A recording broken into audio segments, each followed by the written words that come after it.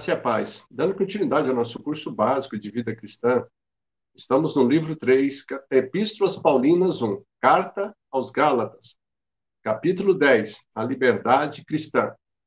Na aula passada, nós vimos o capítulo 9, o Evangelho só produz filhos. Recomendamos ali a leitura do capítulo 4. Apresentamos os seguintes fatos. No tópico 1, da escravidão à filiação, respondemos a seguinte questão: como se dá o processo segundo o qual passamos da escravidão do pecado à filiação divina? No tópico 2, a tragédia do regresso à servidão. Respondemos à questão: como os gálatas podem deixar-se escravizar pelo Espírito dos quais Jesus, Cristo, os haviam resgatado? Amém? E hoje, dando início aí no capítulo 10, no tópico 1, temos liberdade em Cristo. Recomendamos aí a leitura do capítulo 5, do versículo 1 ao versículo 21. Amados, começando aqui, nós vamos fazer uma retrospectiva rapidinho. Paulo usou 3 tipos de argumento na Epístola aos Gálatas para aniquilar os falsos ensinos dos judaizantes. Então, qualquer um deles era suficiente para convencer os gálatas dos erros do legalismo como parte da salvação, ok? Então, vamos lá. Primeiro, o primeiro argumento, a defesa paulina do Evangelho. E nos capítulos 1 e 2, né, que é chamado de argumento histórico. Então, consiste no quê? Consiste no testemunho insuspeito de Paulo, né? A saber, falando como recebeu o Evangelho por divina revelação e como foi que Cristo o comissionou para pregar aos gentios, no tópico 2. Nos capítulos 3 e 4, onde Paulo apresenta o argumento teológico. Olha, ele mostra que as escrituras do Antigo Testamento anunciavam a mensagem da justificação pela fé. Paulo mostra que a posição teológica dos judaizantes, né, não estava de acordo, não concordava com as escrituras sagradas. No tópico 3, capítulo 5 e 6, nós estamos começando a estudar essa parte final aqui, onde Paulo apresenta o mais poderoso de todos os argumentos, o argumento moral. Então, preste atenção. Paulo mostra que o Evangelho produz em todos quanto o aceitam uma total transformação interior. Okay? Então, a libertação da escravidão do pecado é um dos mais fortes argumentos da justificação pela fé, anunciada no Evangelho de Cristo. Amém? Continuando aí, amados, com a nossa retrospectiva. Além de podermos ver que o livro de Gálatas é fortemente centrada em Cristo, né, como nós vimos, e nós pegamos aqui algumas referências para nós estarmos entendendo isso. Por que nós falamos isso? Primeiro, Cristo foi crucificado.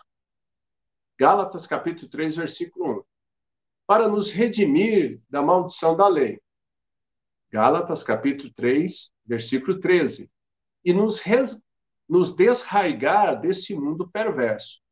Gálatas capítulo 1, versículo 4. Ele foi ressuscitado dentre os mortos. Gálatas capítulo 1, versículo 1. Para viver em nós. No capítulo 2, versículo 22, fomos batizados nele, revestidos dele. No 3, versículo 27, e agora estamos nele, no Gálatas 3, 28, e nos tornamos dele. Gálatas, capítulo 3, versículo 29, etc. Né? Mas, observe, foi para ele que a lei nos conduziu. Eu poderia continuar citando alguns exemplos, no capítulo 3, versículo 24. E nele fomos feitos filhos de Deus. Capítulo 3, verso 26. E nele que herdamos todas as bênçãos e recebemos o espírito de filiação, que é o ponto central de toda a defesa paulina. Gálatas capítulo 3, verso 14. Também nele somos um. Gálatas 3, 28. E precisamos ter cuidado para não nos desligarmos dele. Gálatas, no capítulo 5, versículo 4, que nós vamos começar a estudar a partir de agora. Então, Gálatas, capítulo 5, verso 1, diz assim: para a liberdade foi que Cristo nos libertou. Permaneceis, pois, firmes, e não vos submetais de novo ao jugo da escravidão. Então, Paulo já provou pelas Escrituras e na carta aos Gálatas, né, nos capítulos 3 e 4, que somos filhos livres, nascidos do Espírito. Já recebemos a nossa herança nessa base de filhos, ok? Ele vem e adverte: não torneis a submeter-vos debaixo do jugo, né? Então, a lei como meio de salvação pode resultar em servidão ou embaraço constante para nós. Então, os judaizantes queriam acrescentar algo à nossa obra redentora, ou melhor, a obra redentora de Cristo Jesus, como se fosse necessário para a nossa salvação. E eles estavam exigindo o quê? A circuncisão. Entenda esse ponto, amados. Cristo deve ser tudo ou nada. Ou você anda pela circuncisão, ou você anda pela obra de Cristo. Então, como meio de salvação, é impossível e a debalde qualquer combinação ou mistura. Ou é um, ou é o outro. Não tem como ficar em cima do muro. E Gálatas, no capítulo 5, verso 2, Paulo acrescenta: eu, Paulo, vos digo que, se vos deixar de circuncidar, Cristo de nada vos aproveitará. Amém? Então, observe, nesses dois últimos capítulos, finais que estamos iniciando os estudos, Paulo enfatiza que a verdadeira lei é a do Espírito e do amor, não a lei da carne, ok? Então, vamos entender melhor isso, ou melhor, a lei. Então, para a maioria dos mestres judeus, eles admitiam a possibilidade da salvação dos gentios justos se este observasse dois princípios, como nós já estudamos aí. Primeiramente, a mera lei básica, que acreditava-se havia sido concedida a Noé. Né? Então, é o primeiro ponto. Então, eles acreditavam que eles poderiam andar e receber a salvação se seguisse essas leis que foram confiadas a Noé. No entanto, qualquer gentio que se convertesse ao judaísmo, e como nós já vimos aí, os prosélitos, né? Eles tinham que assumir a responsabilidade de observar todos os 613 mandamentos que foram entregues a Israel lá no Monte Sinai. Isso de acordo ali com a contagem rabínica, ok? Os rabinos afirmavam que a lei é plena, né? Era preciso observar toda ela. Rejeitar qualquer parte da lei equivale a você rejeitar toda a lei. Era tudo ou nada, ok? Continuando. Paulo não era contra a circuncisão em si, mas sim contra o ensino de que era necessária a circuncisão para a salvação. Amados, entendam, acrescentar isso à obra redentora de Cristo, né, seria uma maneira de dizer que a morte de Cristo não foi suficiente para a nossa salvação. Paulo considera cair da graça aqueles que procuram circuncidar-se para poder se salvar. Né? Gálatas, capítulo 5, verso 4. De Cristo vos desligaste, vós que procurais justificar-vos da lei. da graça decaíste, né? Abraão foi justificado pela fé antes da circuncisão. Lá em Gênesis, no capítulo 15, no versículo 6, diz: ele creu no Senhor, e isso lhe foi imputado para a justiça. Então, voltando aqui à circuncisão. A circuncisão está relacionada com a fé de Abraão, de duas maneiras. Foi um selo de Deus na fé de Abraão, né? Através do derramamento do sangue, quando houve ali a circuncisão, né? Segundo, uma certeza da justiça de que a bênção já era dele, de Abraão, pela fé, ok? Então, os cristãos gentios da Galácia estavam ali para ser chamados à circuncisão, após serem justificados pela fé. Só que agora, por uma razão inteiramente diferente, em vez deles receberem o selo da fé, como Abraão recebeu, a circuncisão estava tirando-lhes a fé em Cristo e colocando nas suas próprias mãos, nas suas próprias obras. E esse é o perigo, né? Nós temos que entender isso. Olha, o homem justificado pela fé, ele experimenta uma transformação interior, operada pelo Espírito Santo, que habita nele. Gálatas 5:5. Porque nós, pelo Espírito, aguardamos a esperança da justiça que provém da fé. Amém? Então, esta vantagem encontra-se apenas em Cristo. Temos que entender isso. Isso significa que uma vida de fé é também uma vida no Espírito. Ok?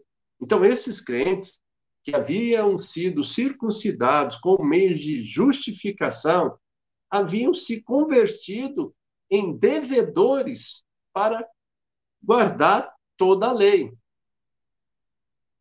Eles estavam regressando ao jugo da escravidão, como nós vimos na aula passada. Gálatas 5:3. De novo, testifico a todo homem que se deixa circuncidar, que esta obrigação, ou melhor, que está obrigado a guardar toda a lei. Então, observe, como nós já falamos, quando há muita repetição, dá a ênfase à importância da palavra de Deus. E Paulo, ele está nesse ciclo, vai e volta, leva os Gálatas a refletir, a analisar a postura, a posição que eles estão adotando, né? Então, observe, as observâncias exteriores não têm efeito algum no plano da salvação. E Paulo estava mostrando isso, o que vale é a fé efetiva, falando constantemente para eles. Gálatas, capítulo 5, versículo 6. Né?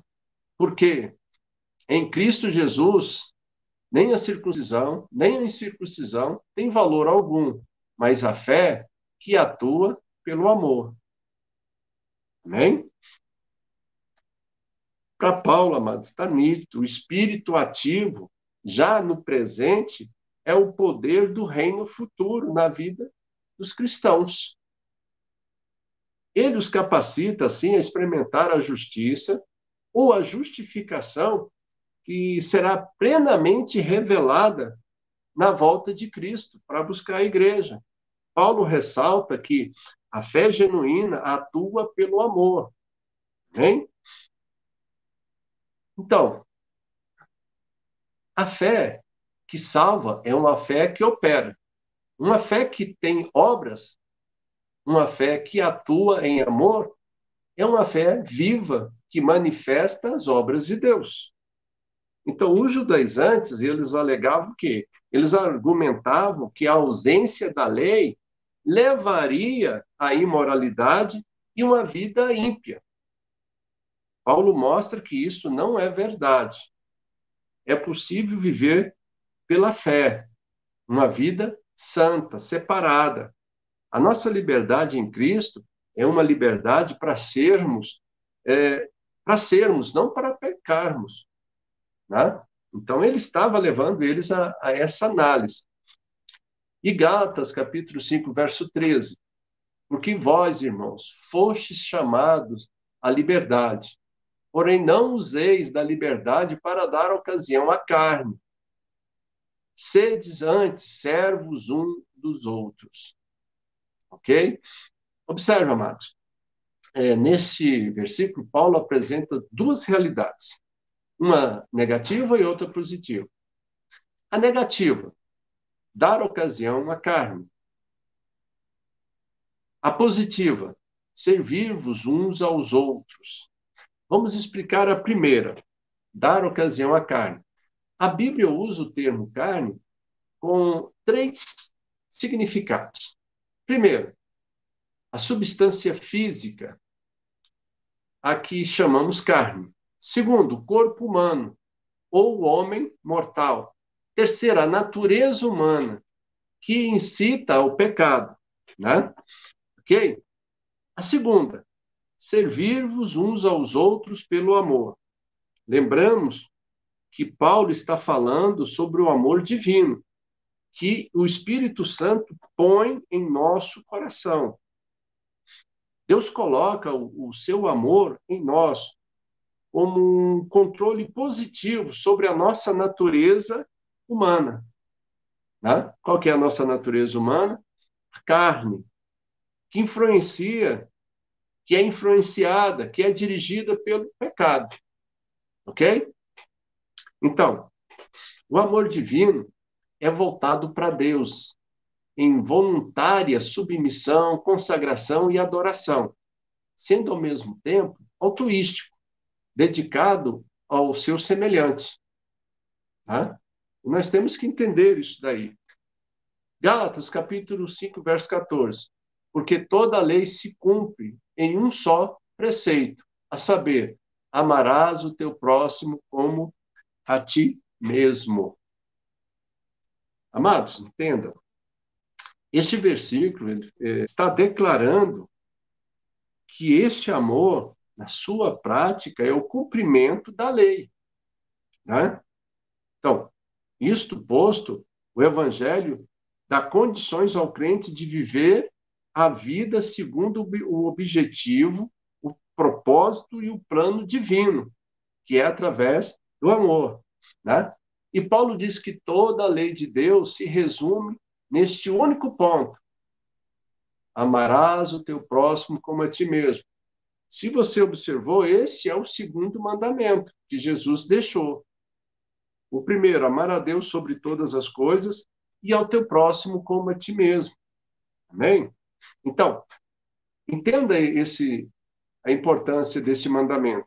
Uma vez que amamos o nosso próximo, não praticaremos contra ele nenhum dos atos que a lei proíbe, como homicídio, o adultério, o roubo, a cobiça, o falso testemunho, etc. Né? Então, Paulo diz a mesma coisa lá em Gálatas, no capítulo 6, versículo 2. Levai as cargas um dos outros, e assim cumprireis a lei de Cristo. Né? Não há liberdade sem disciplina. Entenda isso. Mas nunca transforme a disciplina em lei. A disciplina é para nós mesmos e não para sermos aceitos diante de Deus. O acesso diante de Deus é exclusivamente pelo sangue de Cristo. Entenda isso. Romanos, no capítulo 8, versículo 2. Porque a lei do Espírito da vida em Cristo Jesus te livrou da lei do pecado da morte. Paulo usa essa frase aqui no começo. A lei do Espírito da vida. Referindo-se ao controle do Espírito Santo na vida de alguém, na vida dos que receberam Jesus Cristo como seu único e suficiente Salvador. Então, receber o Espírito Santo é um passo vital quando o crente se coloca sobre o controle, sobre a disposição de ser dirigido e conduzido pelo Espírito Santo. Ok? Mas eu tenho que entender que em outra situação bem diferente é andar no Espírito. Como nós vamos ver mais um pouquinho à frente. Lá em Gálatas, no capítulo 5, no capítulo 5, versículo 25, Paulo fala assim, se vivermos no Espírito, andemos também no Espírito. Né? Nós vamos entender um pouco disso mais na frente. Então, observe, a lei, ela é espiritual, mas nós somos carnais. Esse é o ponto. Né? Nós somos carnais.